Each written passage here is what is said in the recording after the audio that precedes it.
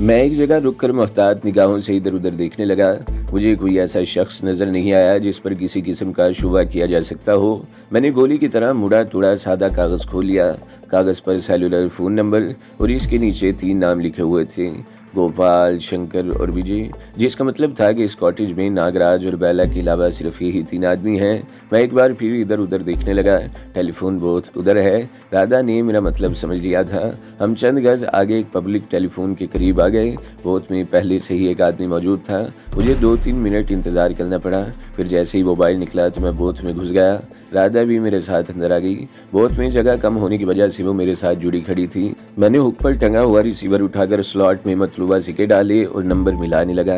राब्ता तकरीबन 40 सेकंड बाद कायम हो सका। दूसरी तरफ से कॉल रिसीव करने वाले की आवाज़ खासी भारी थी। हेलो, कौन बोल रहा है? मैंने पूछा। तुम्हें किससे बात करनी है? इसका लहजा बड़ा खुरदरा था। नागराज से बात कराओ, मैंने 20 मरतबा करख्त लहजे में कहा। मैं जयपुर से बोल रहा हूँ। चीफ मिनिस्टर का सेक्रेटरी राम अवतार बोल रहा हूँ। 1 मिनट होल्ड करिए महाराज, मैं अभी महादेव को फ़ोन देता हूँ।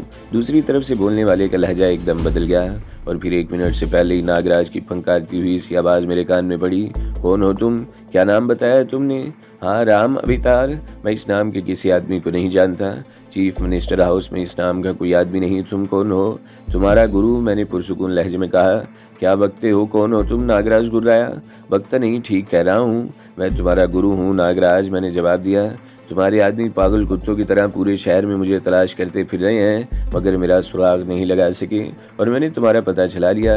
और हकीकत यह है कि तुम किसी भी वक्त मेरी निगाहों से ओझल नहीं होते। बकवास करते हो तुम, नागराज चीखा।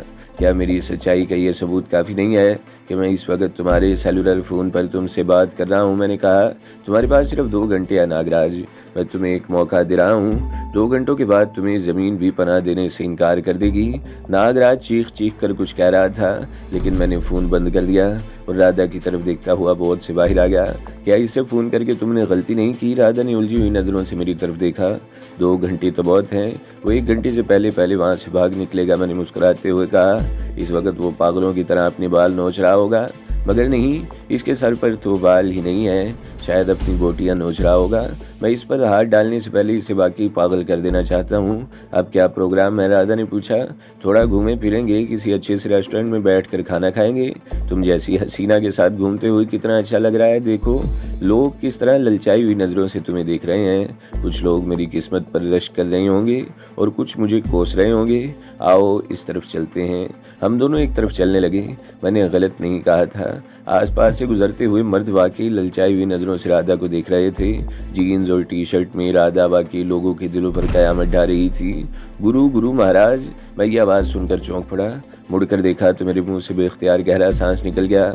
वो शक्तिलाल था, वही गुंडा जिससे गुज़श्ता रात मेरी मुठभेड़ हुई थी। मेरे हुलिये की वजह से इसने मुझे पहचान लिया था। इसके साथ इसके हुलिये के 2 लड़के और भी थे।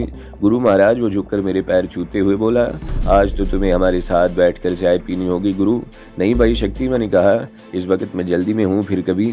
मैं सिर्फ चाय नहीं पीऊँगा, खाना भी तुम्हारे साथ खाऊँगा। लौंडिया तो बड़ी ज़ोरदार मारी है गुरु, ये कौन है? इसने मेरी तरफ झुकते हुए कान में सरगोशी की। मैं जवाब देने की बजाय मुस्कुरा कर रह गया और फिर दफतन मेरे जहन में ख्याल आया। मैं इसे बाजू से पकड़कर एक तरफ ले गया। तुम्हारे साथ कितने लड़के हैं? इनमें कोई भरोसे का है या नहीं? मैंने इसके चेहरे को देखते हुए कहा। कोई लफड़ा? इसने चौंक कर मेरी तरफ देखा। हुक्म करो गुरु, जान लड़ा देंगे, इनमें से कोई भी पीछे हटने वाला नहीं है। काम ज़रा मुश्किल है, किसी का नुकसान भी हो सकता है। मैंने इसे मज़ीद आजमाने की कोशिश की। मैंने कहा ना कि जान लड़ा देंगे, इसने जवाब दिया। हाँ, मैं चलने में खामोश रहा। फिर बोला, शंकर को जानते हो? वो साला हरामी। शक्ति ने गंदी गाली दी। इसने राजू की टांग तोड़ दी थी, वो अब भी अस्पताल में पड़ा है। अपन लोग तो इस हरामी शंकर की तलाश में हैं। वो साला गायब हो गया है। मैं तुम्हें बता सकता हूँ वो कहाँ है। मैंने कहा, तुमको मालूम है? शक्ति की आंखों में चमक उभर आई। जल्दी बोलो गुरु, अपन अभी जाकर इसका क्रियाक्रम कर देगा। अपना भी शंकर के साथ कुछ हिसाब निकलता है। अगर तुम लोग साथ दो तो मेरा हिसाब भी बराबर हो सकता है। मैंने कहा, तुम ऑर्डर करो, अभी हम 20 लड़कों को जमा करके इसका हिसाब कर दूंगा। शक्ति ने मुठियाँ भेजते हुए कहा, ज़्यादा नहीं, 4-5 लड़के काफ़ी होंगे। वो तुम्हारे साथ हैं, 2-3 और ले लो, मगर एक बात का ख्याल रखना, शंकर के साथ भी 2-3 आदमी हैं, जरा खतरनाक किस्म के, तुम लोगों को बहुत होशियार रहना होगा। तुम चिंता ही मत करो गुरु, हमें इसका पता बताओ और तुम घर जाकर आराम से बैठ जाओ। हम आज रात शंकर का बाजा बजा देंगे, कल सुबह तुम सुन लोगे। आज रात नहीं, रात बहुत लंबी होती है। मैंने कहा तुम्हारे पास सिर्फ 2 घंटे हैं, वो अपना ठिकाना बदल देगा। तो फिर जल्दी बताओ, देर मत करो, शक्ति बोला। मैं चलने में इसकी तरफ देखता रहा, फिर इसे नाकी झील के किनारे पहाड़ियों में इस कॉटेज का पता समझाने लगा। वो कॉटेज? शक्ति की आंखों में चमक सी उभर आई। इसके नीचे एक तहखाना भी है ना? बिल्कुल वही। क्या तुम वहां जा चुके हो? मैंने पूछा। 2 महीने पहले वो लोग राजू को पकड़कर वहीं ले गए थे, शक्तिलाल ने जवाब दिया। इन्हें शुबा था कि राजू का इस आतंकवादी से ताल्लुक है जिसे पुलिस और नागराज के आदमी आज भी खोजते फिर रहे हैं। शंकर यहाँ का बहुत बड़ा दादा बना हुआ है, दूसरों की चमचागिरी करता है साला। हमें जब पता चला कि वो लोग राजू को वहां ले गए हैं तो हमने फौरन ही हल्ला बोल दिया। शंकर के आदमी राजू को छोड़कर भाग गए। इन सालों ने बहुत तशद्दुद किया था राजू पर, इसकी एक टांग तोड़ दी थी, मगर इसके बाद वो कॉटेज खाली पड़ा था। अब शंकर इस कॉटेज में आए। मैंने कहा इसे घेरने का इससे अच्छा मौका तुम्हें कभी नहीं मिलेगा। बस तो हम चलता हूँ, कल तुम सुन लोगे कि शंकर का बाजा कैसे बजा है। शक्ति ने कहा और एक बार झुककर मेरे पैर छूते हुए बोला, मुझे आशीर्वाद दो दादा। मैंने हाथ इसके सर के ऊपर उठा दिया और ज़ेरे लब बिड़बिड़ाया, चढ़ जा बेटा, सूली पर राम भरी करेगा। शक्तिलाल इन दोनों लड़कों को लेकर फौरन ही वहाँ से रवाना होगा। मैं दिल ही दिल में मुस्कुरा रहा था। मुझे यकीन था कि शक्ति 1 घंटे के अंदर अंदर इस कॉटेज पर चढ़ दौड़ेगा और इसका क्या अंजाम होगा इसकी मुझे परवाह नहीं थी। लेकिन एक बात तय थी कि कॉटेज पर शक्ति और इसके आदमियों के हमले से नागराज जरूर बदहवास हो जाएगा। वो यकीनन ये समझेगा कि हमला मैंने कराया है। इससे वो कम से कम ये अंदाज़ा ज़रूर लगाएगा कि मैंने भी अपने इर्द गिर्द कुछ ऐसे लोग जमा कर लिए हैं जो अपनी जान की परवाह किए बगैर इसके मुकाबले पर आ सकते हैं। मैं और राधा एक और रेस्टोरेंट में आकर बैठ गए। हमने डट कर खाना खाया, बाजार से कुछ चीज़ें खरीदी और अपने ठिकाने की तरफ रवाना हो गए। आज बेला से मुलाकात के बाद मुझे खदशा था कि मेरा ताक़ुब करने की कोशिश ज़रूर की जाएगी। बेला ने वादा किया था कि 2 दिन तक मेरे खिलाफ कोई कार्रवाई नहीं की जाएगी और मुझे इसी शहर से सही सलामत निकलने का मौका फराहम किया जाएगा। लेकिन मुझे बेला पर एतमाद नहीं था। अलबत्ते फौरी तौर पर मैंने इसे अपने इर्द गिर्द किसी मुश्तबा शख्स को नहीं देखा था, मगर 1.5-2 घंटों बाद जो कुछ होने वाला था, इसके बाद मेरी तलाश में शहर का चप्पा चप्पा छान मारा जाएगा और पता नहीं कितने लोगों की शामत आएगी। अपने कॉटेज तक वापस आने में हमने खासी एहतियात से काम लिया था। मुख्तलिफ इलाकों के चक्कर काटने पड़े थे और जब यकीन हो गया कि हमारी निगरानी नहीं हो रही तभी हमने असल रास्ते का रुख किया था। कॉटेज पहुंचने के बाद मैंने राधा को शक्तिलाल के बारे में बताया तो वो मुस्कुरा कर रह गई। तुम वाकई बहुत चालाक हो, वो मेरी तरफ देखते हुए बोली। जब नागराज के कॉटेज पर हमला होगा तो वो यकीनन बदहवास हो जाएगा। वैसे ये शक्तिलाल कौन है और तुम इसे कैसे जानते हो? इससे मेरी मुलाकात कल हुई थी। मैं इसे शक्ति से मुलाकात की तफसील बताने लगा। आखिर में कह रहा था, कल पहली मुलाकात में मैंने शक्ति और इसके साथियों को बता दिया था कि मैं डरने वालों में से नहीं हूँ। एक पटखनी खाकर वो इस वक्त भाग गया था, लेकिन बाद में 2-4 गुंडों को जमा कर लाया था। इस वक्त अगर मैं अकड़ जाता तो आज शक्ति इस तरह झुककर मेरे पैर न छूता। मुझे यहाँ दुश्मनों की नहीं, दोस्तों की ज़रूरत है। अगर आज के मिशन में ये जिंदा बच गया तो मेरा बेदाम गुलाम हो जाएगा। मेरी तरह राधा मुस्कुराई। तुम वाकई लाजवाब हो। हमारे ताल्लुकात को ज़्यादा रोज़ नहीं हुए, लेकिन लगता है कई जन्मों का साथ है। अब फिल्मी डायलॉग मत बोलना, मैंने इसे घूरा। मेरी इस बात पर राधा ने बड़ा ज़ोरदार कहका लगाया। वैसे एक बात बताऊं, वो संजीदगी इख्तियार करते हुए बोली, मेरा ख्याल है शक्तिलाल वगैरह माउंट आबू के रहने वाले नहीं हैं। अगर वो यहाँ के होते तो तुम्हारे कहने पर सोचे समझे बगैर इस तरह शंकर के पीछे न दौड़ पड़ते। क्या मतलब? मैंने सवालिया निगाहों से इसकी तरफ देखा। मैं समझा नहीं। यहाँ का रहने वाला हर शख्स अच्छी तरह जानता है कि शंकर इंसान नहीं, दरिंदा है। इससे टकराने की कोशिश करना मौत को दावत देने के मुतरादिफ है। इसने शंकर का नाम ज़रूर सुना होगा, मगर इसकी दरिंदगी के बारे में सुनने वाली कहानियों पर यकीन नहीं किया होगा। वो चंद लम्हों को खामोश हुई, फिर बोली, और फिर इसे यह भी मालूम नहीं होगा कि वो दरअसल शंकर पर नहीं, नागराज पर हमला करने जा रहा है। नागराज के बारे में मैंने इसे जानबूझकर नहीं बताया था। मैंने कहा हो सकता है कि नागराज के नाम से इसके दिल में कोई खौफ बैठ जाए और वो मेरी बात मानने से साफ इनकार कर देता। वैसे इस किस्म के लोग होते बहुत सिरफिरे हैं, अंजाम की परवाह के बगैर आग में कूद पड़ते हैं, हालांकि वो जानते हैं कि यह आग इन्हें नुकसान पहुंचा सकती है। मेरी तरह राधा एक बार फिर मुस्कुरा दी। मैं भी जानती थी कि आग में कूद रही हूँ और यह आग मुझे नुकसान पहुंचा सकती है। क्या बात है, आज तुम बार बार अपनी मिसालें दे रही हो। मैंने इसके चेहरे पर नजरें जमा दी। आज तुमसे बहुत सी बातें करने को दिल चाहता है। इसने आगे बढ़कर दोनों बाहें मेरे गले में हमाइल कर दी। यानी आज तुम वाकई डायलॉग बोलने के मूड में हो। मैंने इसकी आंखों में झांकते हुए कहा, तो फिर आओ, आज मुझे भी कुछ डायलॉग याद आ रहे हैं। वो रात भी पिछली रातों की तरह गुजर गई। सुबह में देर से जागा था, राधा भी पलंग पर पड़ी थी। नाश्ते वगैरह से फारिग होकर हम पिछले लॉन में आ गए और अपने काम में मसरूफ हो गए। जिस जगह हमने इस शख्स को दफन किया था वो जगह बाकी लॉन से बिल्कुल मुख्तलिफ लग रही थी। कल रात शहर में इस शख्स की गुमशुदगी के बारे में कुछ नहीं सुना था। वैसे इस कॉटेज में किसी के आने का कोई खतरा नहीं था, मगर राधा का ख्याल था कि इस जगह को अलग थलग नजर नहीं आना चाहिए। हम दोनों खुरपियां लेकर अपने काम में मसरूफ हो गए और लॉन के किनारों से फालतू घास उखाड़ कर इस जगह लगाने लगे। शाम को मैं फिर एक नए गेटअप में कॉटेज से निकल खड़ा हुआ। मैंने गर्दन पर स्याह निशान भी मिटा लिया था।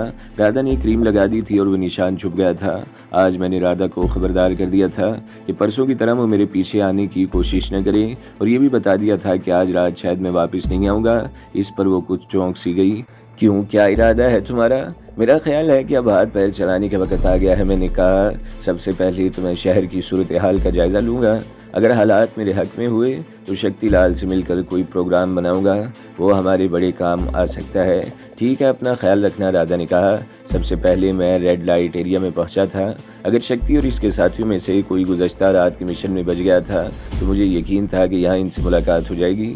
मुझे ये भी इत्मीनान था कि शक्ति या इसके दोस्तों में से कोई आज मुझे गुरु की हैसियत से नहीं पहचान सकता। शाम अंधेरा गहरा हो गया था। रेड लाइट एरिया का कारोबार शुरू हो चुका था। रौनक बढ़ती जा रही थी। मैं इधर उधर घूमता रहा, मगर शक्ति या इसके दोस्तों में से कोई नज़र नहीं आया। मेरे दिल में खदशात सर उभारने लगे। पिछली रात कोई गड़बड़ तो नहीं हो गई? कहीं ऐसा तो नहीं कि वो सब के सब ख़त्म हो गए? तकरीबन आधे घंटे बाद मुझे एक आदमी नजर आया। नाटे कद का गंजे सर वाला ये आदमी कल रात भी शक्ति के साथ था। वो एक थड़े पर बैठा एक लड़के से चंपी करवा रहा था और इसके करीब जा खड़ा हो गया। वो गुंडा चंपी करा चुका तो 2 रुपए का नोट लड़के की तरफ बढ़ाते हुए बोला, ए जा, 1 रुपए का बेड़ी लेकर आ, 1 रुपया तुम रख लो। बात करते हुए इसकी नज़र मेरी तरफ उठ गई। ए, तुम यहाँ काहे को खड़ा है? तुमने मुझे पहचाना नहीं बानोट? मैंने कहा। ए, तुम तो अपन का नाम भी जानता है। वो एक झटके से उठकर खड़ा हो गया। मेरा पुराना जानकार है क्या? बोल, कौन है तू? अपन तेरे को क्यों पहचानेगा? शक्ति, वो उछल पड़ा। तू कौन है, जल्दी बोल। इसने बड़ी फुर्ती से जेब से चाकू निकाल लिया। हम जिस जगह खड़े थे वहाँ कदरे तारीकी थी। सड़क पर लोग आ जा रहे थे, लेकिन हमारी तरफ कोई मुतवज्जा नहीं था। अभी बोलता क्यों नहीं? इसके मुंह से एक बार फिर हल्की सी गुर्राहट निकली।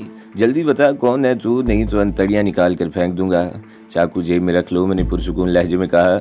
शक्ति अगर आसपास ही मौजूद है तो इसे बताओ कि गुरु मिलने आया है। गुरु, इसने मेरी तरफ देखते हुए कहका लगाया। तू गुरु? अभी आईने में शक्ल देखी है अपनी? तुम्हें तो गुरु का एक हाथ पड़ जाए तो 100 कल्टियाँ खाता हुआ सड़क से इधर जा गिरेगा। मैं ही गुरु हूँ बानोट, मैंने कहा। कल रात हमारी बाजार में मुलाकात हुई थी और मैंने इसे शंकर के बारे में बता दिया था। तुम गुरु हो, मगर तुम्हारी शक्ल को क्या हुआ? इसने कहा, फिर झुककर मेरे पैर छूते हुए बोला, पाए लागू, तुम वाकई गुरु हो। शक्ति कहाँ है? मैंने फिर पूछा। वो जख्मी है, मेरे साथ आओ। मगर, बानोट ने कहा। वो चलना चाहता था मगर लड़की को आते देखकर रुक गया। इसने लड़के से बेड़ियां ली, एक बेड़ी होंठों में दबाई और दूसरी जेब में रख ली। चाकू भी इसके हाथ से गायब हो चुका था। इसने माचिस जलाकर बेड़ी सुलगाई और मुझे इशारा करता हुआ एक तरफ चल पड़ा। हम रेड लाइट एरिया की पिछली तरफ काफ़ी दूर जाकर एक तंग सी अंधेरी गली में दाखिल हो गए। बानोट मुझे जिस तरह अंधेरी गलियों में ले जा रहा था, इससे इसकी नीयत पर शुबा हो सकता था, लेकिन मुझे इस पर एतमाद था और कोई शुबा नहीं था। बेला, दुर्योधन, अलका अग्निहोत्री और इन जैसे लोगों के मुकाबले में ये गुंडे मेरे लिए ज़्यादा काबिल एतमाद थे। ये गुंडे और बदमाश अपनी बात का भरम रखते थे, किसी पर धोखे से बात नहीं करते, किसी से दोस्ती करते हैं तो इसके लिए अपनी जान की परवाह नहीं करते। बानोट एक अहाते में दाखिल हो गया। बहुत ऊंची दीवारें और बहुत ऊंचा लकड़ी का गेट था जिसका एक हिस्सा गायब था। यह गालबन कोई कदीम इमारत थी। अंदर बहुत वसी और इस कंपाउंड था जिसके चारों तरफ कमरे बने हुए थे। यहाँ बिजली नहीं थी। बेशतर कमरों के दरवाजे खुले हुए थे और हर दरवाजे से लालटेन या केरोसिन लैंप की जर्दिश सी रोशनी झलक रही थी। चारों तरफ कमरों के सामने कुशादा और तवील बरामदे थे। छत पर भी कहीं कहीं लकड़ी के तख्तों से हिट से बने हुए थे। इनकी दुर्जों से भी जर्दिश सी रोशनी झलकी हुई थी। बानोट एक कमरे के सामने रुक गया। दरवाज़ा भिड़ा हुआ था। इसने धक्का देकर दरवाज़ा खोल दिया और अंदर दाखिल हो गया। कमरे में लालटेन का धुआं भरा हुआ था। इस कमरे में 3 चारपाइयाँ बिछी हुई थीं, एक सामने की दीवार के साथ, एक बाएं तरफ और एक दाएं तरफ वाली दीवार के साथ इनके बीच में एक छोटा सा खुर्दा सी मेज पड़ी थी जिस पर लालटेन रखी हुई थी। तीनों चारपाइयों के ऊपर दीवारों पर टंगी हुई कीलों पर कपड़े टंगे हुए थे। दरवाजे के साथ वाली दीवार के करीब 2 कुर्सियां भी रखी हुई थीं। बाएं तरफ वाली चारपाई पर शक्तिलाल लेटा हुआ था।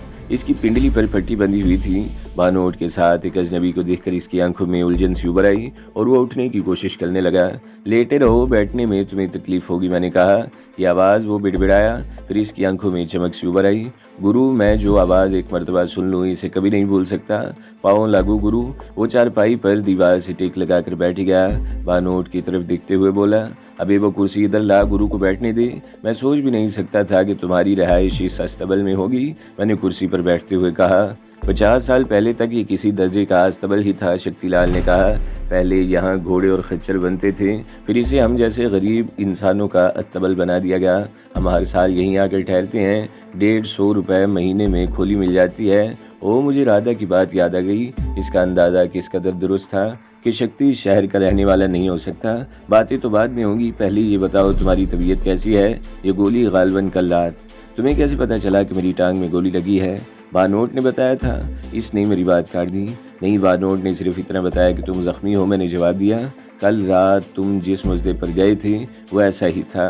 तुम्हारा अंदाज़ा दुरुस्त है गुरु, शक्ति ने कहा। फिर बानोट की तरफ देखते हुए बोला, यहाँ खड़े खड़े हमारी शक्लें क्या देख रहा है? भाग के जाओ और शबेली के ढाबे से गुरु के लिए चाय लेकर आ।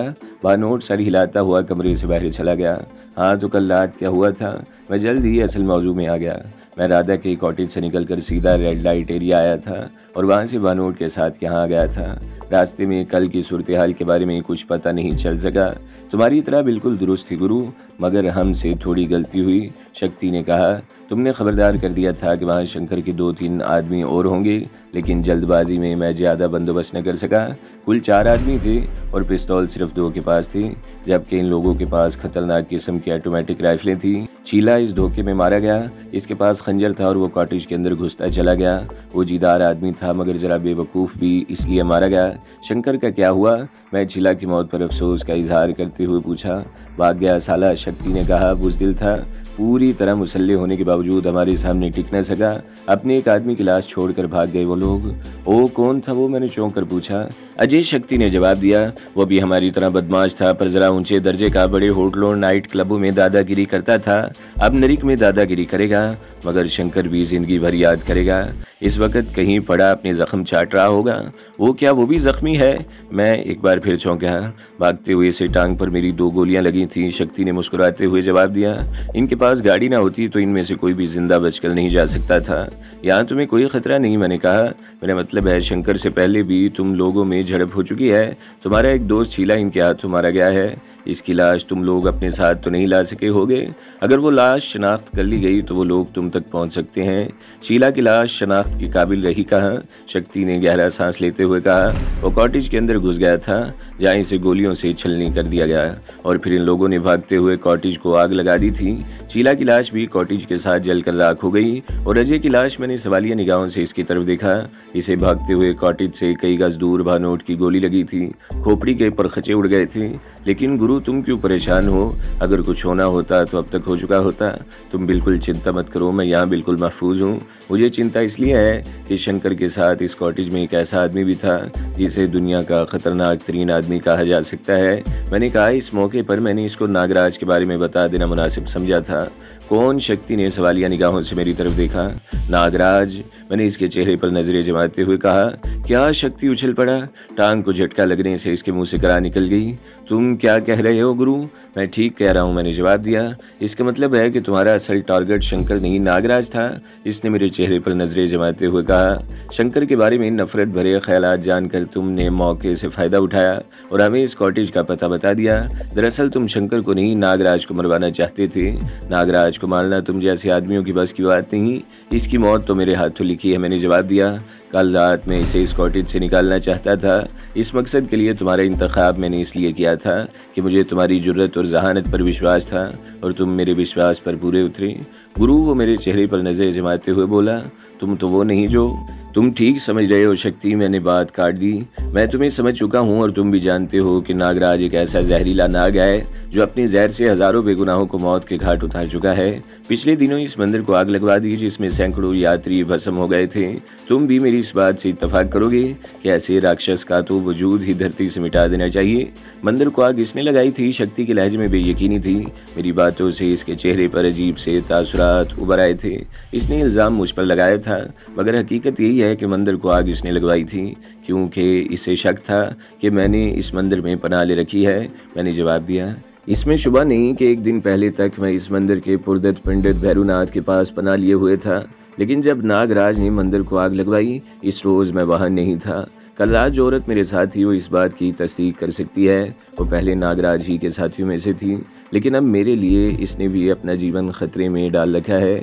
वो चलने में मेरी तरफ देखता रहा, फिर हाथ बढ़ाते हुए बोला, मैं तुम्हें पहले ही गुरु मान चुका हूँ, अब तुम्हारा गुलाम हूँ, तुम जो कहोगे मैं करूँगा। ठीक है, मैंने इसका हाथ थाम लिया। इस सिलसिले में किसी वक्त तफसील से बात करेंगे। तो दोस्तों, अगली किस्त सुनने के लिए हमारे चैनल को ज़रूर सब्सक्राइब करें, वीडियो को लाइक करें और बेल के आइकन पर भी क्लिक कर दें ताकि हर जो आने वाली वीडियोज़ हैं वो आपको सबसे पहले मिलती रहें।